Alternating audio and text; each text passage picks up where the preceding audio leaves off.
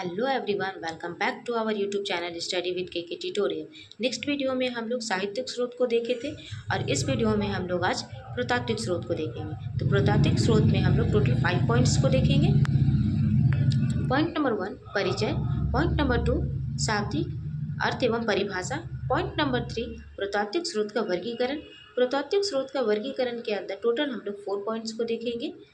अभिलेख, मुद्राएं एवं सिक्के, स्मारक एवं भवन एंड लास्ट पॉइंट मूर्ति एवं चित्रकला। नेक्स्ट पॉइंट नंबर 4 पे आते हैं हम लोग। पॉइंट नंबर 4 में देखेंगे पुरातात्विक स्रोत का महत्व एंड देन निष्कर्ष। पॉइंट नंबर 1 परिचय में आते हैं। इतिहास को जानने के 2 तरीके होते हैं, या तो किताब को पढ़कर या फिर पुराने चीज़ों को देखकर। तो इतिहास को जानने के 2 तरीके होते हैं। नेक्स्ट वीडियो में हम लोग साहित्यिक स्रोत को देखे थे, जिसमें हम लोग किताब की बात किए थे, और आज की वीडियो में हम लोग पुरातात्विक स्रोत को देखेंगे, जिसमें हम लोग चीज़ों की बात करेंगे। ठीक है, जैसे पुराने चीज़, जमीन से निकले सिक्के, पुरानी इमारतें, बर्तन और पुरातात्विक स्रोत में आते हैं। ठीक है, तो आज हम लोग को सिक्के, इमारतें, ये सब देखना है। पॉइंट नंबर 2 शाब्दिक अर्थ। शाब्दिक अर्थ एवं परिभाषा। पुरातत्व 2 शब्द से मिलकर बना है। पूरा मीन्स होता है प्राचीन, तत्व मीन्स होता है वस्तुएं। इसका सीधा अर्थ है प्राचीन वस्तुओं का अध्ययन ही पुरातात्विक स्रोत कहलाता है। अतीत के मानव जीवन को समझने के लिए जमीन के नीचे दबी हुई पुराने चीज़ों जैसे सिक्के, बर्तन, औजार और इमारतों की वैज्ञानिक तरीके से खुदाई करना और उसका अध्ययन करना ही पुरातात्विक स्रोत कहलाता है। तो अतीत के मानव जीवन को समझने के लिए मीन्स प्राचीन टाइम के जो लोग थे, उन्हें समझने के लिए हम लोगों को जो ज़मीन के नीचे से जो पुराने चीज़ें मिलते हैं, जैसे सिक्के, बर्तन, औजार और इमारतें, इन्हीं सभी चीज़ों से हम लोगों को पता चलता है कि प्राचीन टाइम के जो लोग थे, वो लोग कैसे रहते थे, किस बर्तनों का यूज़ करते थे, औजार कैसा था। ठीक है, इसे ही पुरातात्विक स्रोत कहते हैं। पुरातात्विक स्रोत का वर्गीकरण, इसे समझने के लिए मुख्य रूप से 4 भागों में बांटा गया है। पॉइंट नंबर 1 है अभिलेख। पत्थरों पर लिखे लेख पुराने समय में राजा महाराजा अपने आदेश या जीत की कहानियाँ पत्थरों, गुफा की दीवारों और खंभों पर खुदवा देते थे। क्योंकि ये पत्थरों पर लिखे होते थे, इसलिए इन्हें मिटाया या बदला नहीं जा सकता। तो अभिलेख क्या है? पत्थरों पर लिखे जो लेख होते थे, उसे ही हम लोग अभिलेख कहते हैं। तो पुराने समय में जो राजा महाराजा थे, अपने आदेश या जीत की कहानियाँ जो वो लोग गुफा की दीवारों या फिर पत्थरों पर लिखवा देते थे। अगर आप देखेंगे अशोक का जो अभिलेख है, उसमें अशोक ने अपने सिद्धांत या आदेश वो अपने लिखवाए हैं। ठीक है, और जो पुराने जो राजा होते थे, वो लोग अपने जो रूलिंग किस तरह से जो रूल किया जाता है, वो सिद्धांत को भी वो लोग लिखवा देते थे। ठीक है, जिससे हम लोगों को पता चलता है कि दैट टाइम कैसा शासन तरीका था। ठीक है, ये हम लोगों को अभिलेख से पता चलता है। नेक्स्ट हम लोग आते हैं मुद्राएं एवं सिक्के पर। जमीन से मिले सोने, चांदी और तांबे के सिक्के इतिहास की आर्थिक स्थिति को बताता है। अगर सिक्के सोने के हैं तो पता चलता है कि देश अमीर था, और घटिया धातु या मिलावटी सिक्के उस राज्य की आर्थिक तंगी को दर्शाते हैं।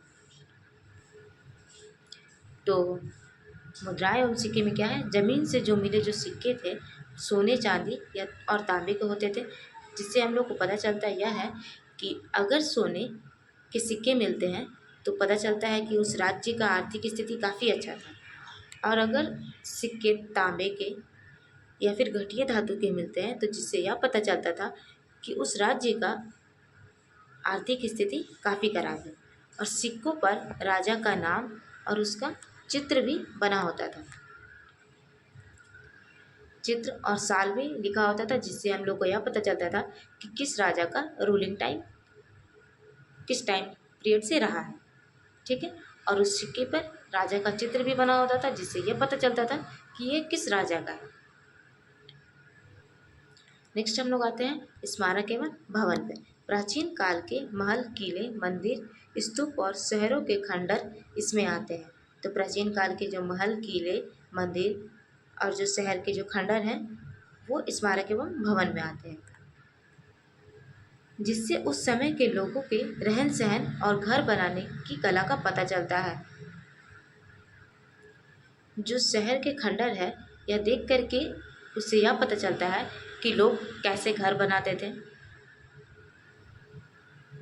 ठीक है, जैसे कि अगर आप हड़प्पन सिविलाइजेशन को देखेंगे तो हड़प्पन सिविलाइजेशन और मोहनजोदाड़ो जो है, हड़प्पन सिविलाइजेशन काफ़ी डेवलप था, उसके ड्रेनेज सिस्टम हो गए, टाउन प्लानिंग हो गए, काफ़ी अच्छा था। ठीक है, नेक्स्ट हम लोग आते हैं मूर्ति एवं चित्रकला में।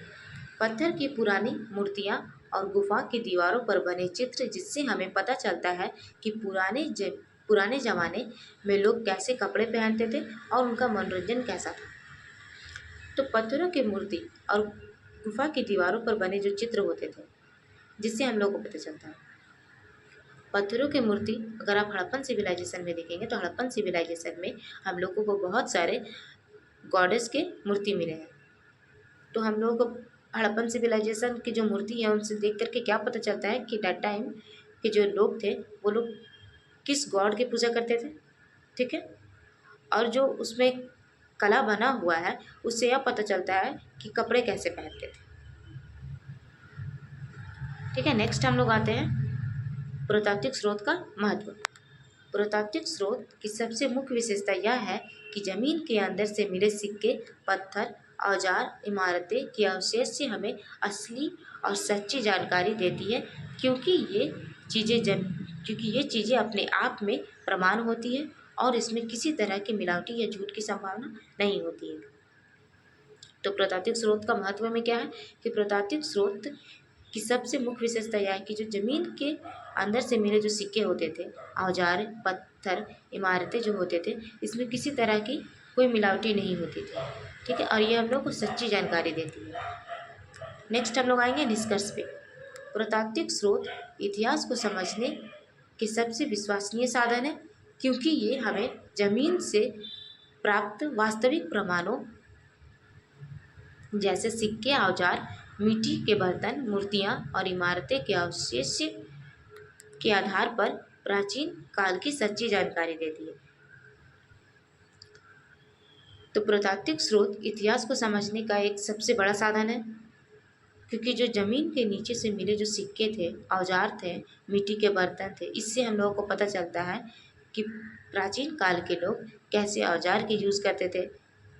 मिट्टी के बर्तन कैसे थे, मिट्टी के बर्तन में जो ऊपर कलर किया हुआ रहता है वो कैसा कलर किया हुआ था, क्योंकि आप कहीं कहीं देखेंगे जो मिट्टी के बर्तन मिले हैं उसमें कलर किया हुआ है, ऊपर रेड एंड ब्लैक या पूरे रेड हो गए या ब्लैक कलर हो गए, ऐसे कलर के भी मूर्ति मिले हैं।